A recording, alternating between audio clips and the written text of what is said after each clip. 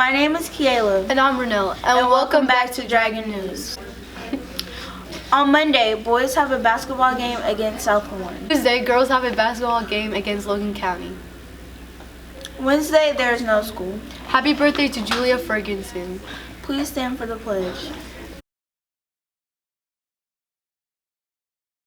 I pledge allegiance to the flag of the United States of America and to the republic for which it stands, one nation, under God, indivisible, with liberty and justice for all. What is the best gift you got for Christmas? I got shoes. Here's them boys with the best gifts people got for Christmas. What'd you get for Christmas? I got an iPhone 7 for Christmas with some birthday case, a gaming computer. What did you get for Christmas? Shoes, clothes. What'd you get for Christmas? I got a Chromebook. What'd you get for Christmas? I got AirPods and Nintendo Switch Lite, books, and some drawers. What'd you get for Christmas? Underwear.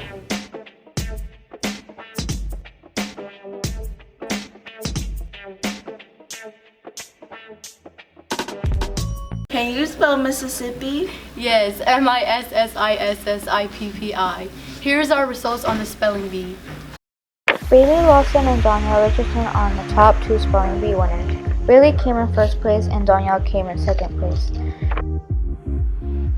The winning word was laboratory. The countrywide spelling bee is at Bowling Green Junior High, January 28th at 6 p.m. Good luck at the competition. Here are students shouting out their favorite teachers.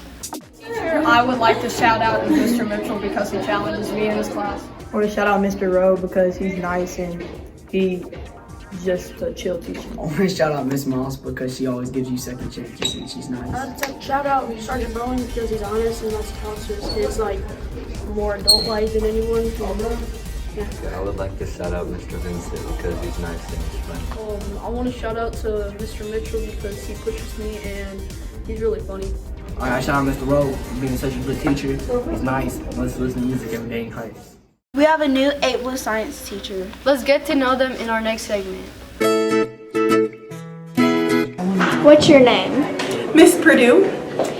What are you teaching this unit? This unit we're talking about DNA and genetics. How many years have you taught for? This is my first year teaching. This is my first full-time job. What made you want to become a teacher? I had great teachers growing up, so I've always been interested in teaching, and I always like science. So, what are you most excited for in the new year? I'm most excited for my New Year's resolution. I want to try to be more environmentally friendly, so I'm really trying to work on that. Would you rather be able to teleport anywhere or be able to read minds? I will teleport anywhere. Let's see what other people think in our next segment. Would you rather go to the future or past? Future. Stuck in traffic or slow internet connection? Slow internet connection. Create history or delete history? Create history. Detect a lie or lie without getting caught? Detect a lie. $1 million right now or $10 every time you snap?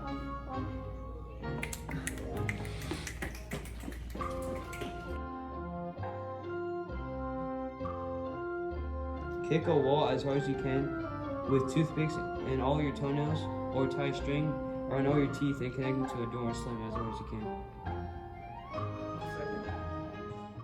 Our school Lost and Found is full. Pay attention to this next segment to find out how you can find your missing items. Have you lost something and can't get to the Lost and Found in time? Well, you just might be in luck. I suggest going to our Digital Lost and Found program. The Digital Lost and Found program is where you can tell us what you may have lost, and we can direct you to the school's webpage to fill out a form for us. Once you fill out the form, we'll get right to the hunt of what you may have lost. We can find anything that is in the Lost and Found, like t-shirts, jackets, headphones, phones, and many other things. We can tell that the items you may have lost anyone can say that is theirs. So try to give us details and information to verify that it is yours. If you want to receive these lost items, inform your 7th period teacher to fill out the form for us, and we'll get right on the hunt for your lost items. We are starting a new segment this week called Athlete of the Week. We interviewed several student athletes and talked with their coaches. Here are this week's students athletes. My name is Jared Kirk. Mason Langell. Ida. I was playing defense and I was hitting my shots when they needed me to. I passed the ball around, gave it into the middle, the box. I got steals, made my layups. Score when I needed to, pass the ball and rebound. 23. 12. 8. Miss Whitney has come up with Mind Up Mondays. She has helped us get better understanding of the brain. Let's take a closer look at our next segment. Hey guys, welcome back to our second edition of Mind Up Mondays. So last week you all learned about the three main parts of the limbic system. So your prefrontal cortex, or the PFC, that is your learning, your thinking, your reasoning center of your brain. The amygdala, that regulates emotion and kind of acts like a security guard. And the hippocampus, which is your memory center. It stores all of your memories in your brain.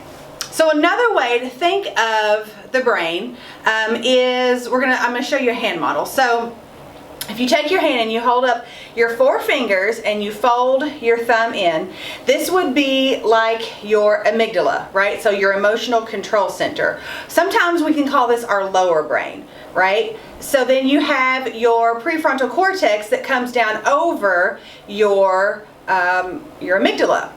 We can call this your upper brain or your thinking brain.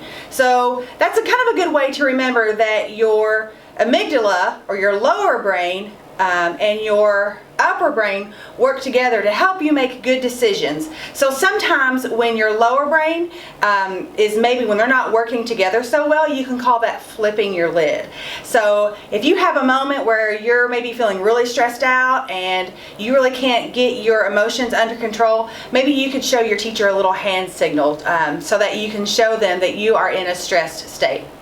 And maybe that will help your teacher kind of understand where you are a little bit better so that they can support you a little bit better in the classroom. But moving on, so this week we are going to be thinking about mindful thinking. And this happens when your prefrontal cortex can process information that is being sent into the amygdala.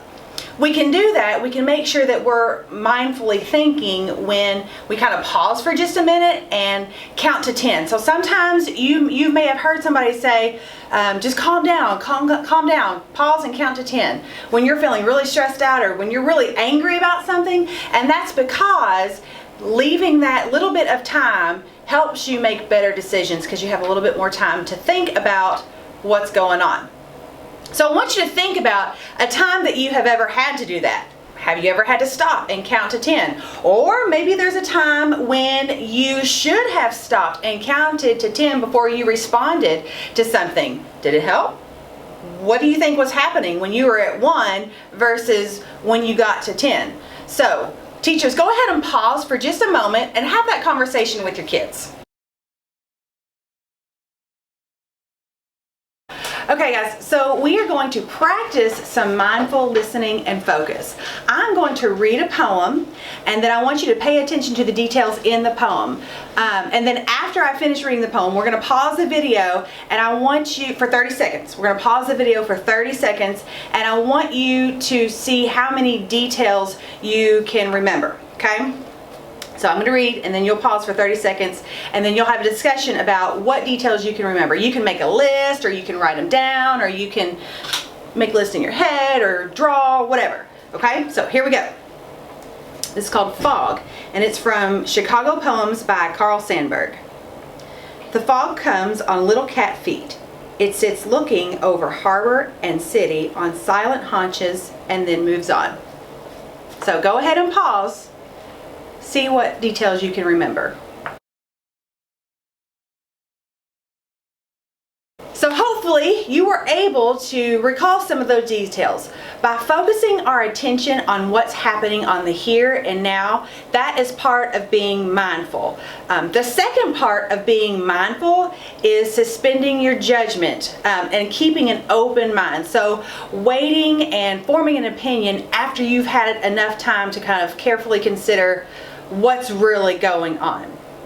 It's really easy for us to make quick judgments. It's really easy for us to just want to respond to something quickly and immediately, but it's not always best. Like a lot of times we want to think about who is really good at something, who's got a lot of talent at something, or who's cool or who's not cool. We want to make a lot of assumptions quickly and easily about people based on a little bit of information. But being mindful means that you make a judgment or a decision based off of lots of information that you've gathered. For example, not everything is always as it seems when it first happens in the moment. So I know that I have a lot of folks that come to me and say, oh, so-and-so was looking at me and then they started laughing and they were talking about me and I know they were talking about me. And sometimes that's the case. But a lot of times it's not the case. A lot of times it's, if you can step back and just see everything happening from an outside perspective, maybe someone was talking and then someone came in behind you and did something funny and they just happened to be laughing at that moment because they saw something funny happening behind you. So it's important that we take in all of the information and try to get all of the different perspectives, okay? So we're going to pause in just a minute and we're going to practice thinking about mindful approaches, mindful behaviors and unmindful behaviors. A mindful approach would be deciding on who to vote on for class president based off of the information that you know, off of information that you've gathered and collected about their different viewpoints and their stances on different policies, right? An unmindful approach would be voting for someone because maybe your best friend is too, and not necessarily because of what you think and feel. So there's an activity that your teachers are going to complete with you, and you guys are going to think about the difference and decide on mindful activities versus unmindful activities. And when you think about that, I want you to think about also the difference between the two. What makes something a mindful activity or something an unmindful activity, okay? So you guys are going to pause in just a few minutes and complete that. And I want you to know that next week for our Mind Up Monday, we're going to be talking about and learning about how listening and breathing can help focus our mind and our attention on the present. So thank you all for your attention. Teachers, go ahead and complete that activity with students, and we'll see you all next week. Thanks. This concludes today's episode of Your Dragon News. And remember, students, overachieve to succeed.